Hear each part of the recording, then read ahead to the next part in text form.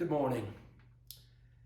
I've been thinking back here recently about a trip Marsha and I made back in 1996, almost 25 years ago now, to go and attend the World Methodist Council. It's a gathering of Methodists, all the different Methodist branches from around the world, like the British Methodist and the Free Methodist and the United Methodist, and all the different kind of Methodists get together, usually about once every 5 years, to talk about our common mission. And Marsha and I were asked to go to represent the Oklahoma Annual Conference. It was being held that year down in Brazil, in Rio de Janeiro. Marsha and I had never been to Brazil. We had a feeling we might never go to Brazil again. That wasn't true, because we did make it now just a few years ago, one more time down to Brazil, but I didn't know that we would ever be back. But we did go, and we were very excited. And what we decided to do was to go ahead and go 2 weeks early and actually go out to a little seaside town called Buzios. It was supposed to be the San Tropez of South America.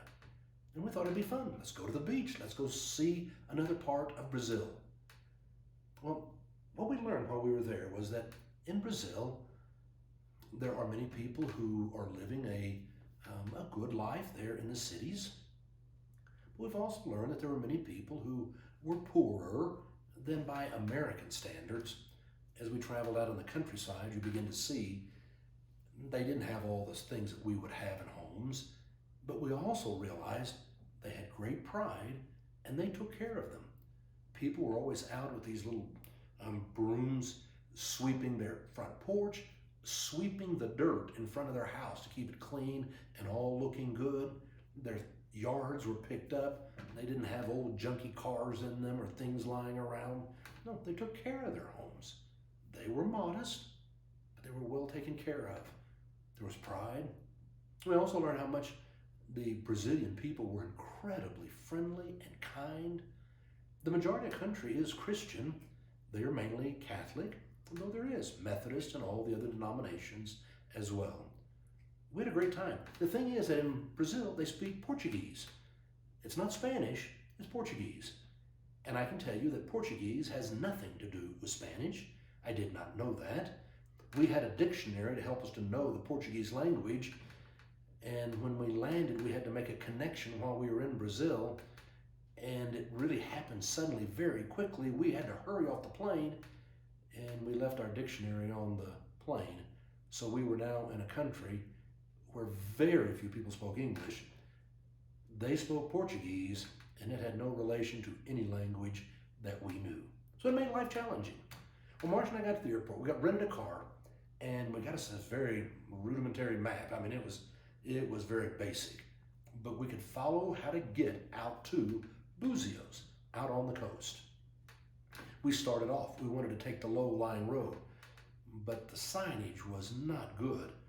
And before we knew it, we finally saw a sign. We realized somewhere we'd missed a turn, and now we were on a parallel road higher up into the country. We were going to be coming to one more place to make a turn in a little town, and if we missed that turn, then all the roads would take us way off towards the middle of the country and not take us down to the coast. We knew this time it is critical. It's our last chance to take the right turn to get there. But when we came into the town, then it was a nice-sized town. We couldn't read any signs. It was not clear. We had no idea where to go. And yet we knew this time it's important, critical to make the right turn. So I did what any smart person would do. I saw a police car. I went and stopped behind the police and got out, took my map, showed the map, and said, Buzios. Well, he understood what we were doing. We were trying to get to Buzios. He understood, we were these gringos from America who didn't know what the world we were doing. We're out wandering in the outskirts of Brazil. He was so kind. He laid out the map on the back of the car. He was looking at it, and then he started pointing, and then he kind of started this, and he was pointing this direction and that direction. And of course, I have no idea what he's saying, where we should go. Another officer gets out of the police car. He comes back and he goes, no.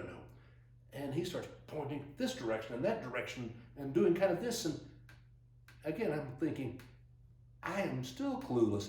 A third guy gets out. The third officer comes back and looks at it and goes, no. And now he's pointing in all kinds of different directions. All three of them get into a discussion. Finally, they shook their heads. They pointed to me and they said, car. I could tell he wanted me to follow. I went back and got into the car. I got in behind. He suddenly flips on his lights and we go cruising through town with lights flashing, with us following along behind as we make all kinds of turns and go through town. Finally, we came to a road with a fork in the road. They stopped one place and go. We knew which way to go and which turn to take. It was amazing. What incredibly kind police officers. It was like, we're going to take care of you. That's the way we experienced the Brazilian people. Literally in all the small towns we would go, and when we stayed in Búzios, there was such kindness. They truly wanted to help. What I discovered was, around the world, there are many people who through their faith believe in the issue of love the Lord your God and love your neighbor as yourself. What does it mean to say that we are all neighbors and we ought to be here to help one another? It's what we experienced out in the inner parts of Brazil. I've never forgotten it in 25 years. The spirit nor what they did. And that's why I'm reminded it's our theme for this year. We have our t-shirts. I'm encouraging you, call the church. You can get yours. Go online, go to the website. You can find how to order your t-shirt. We want to proclaim the message to the world that we are the people who believe that we're going to help one another. We're going to be good neighbors, helping each other to find their way. I got to tell you, Búzios, it was incredible. We had a ball. I got to preach. That was unintended. I'm going to tell you those stories the rest of this week. All I can say is, together, here and around the world, love your neighbor, no exceptions. Have a great day.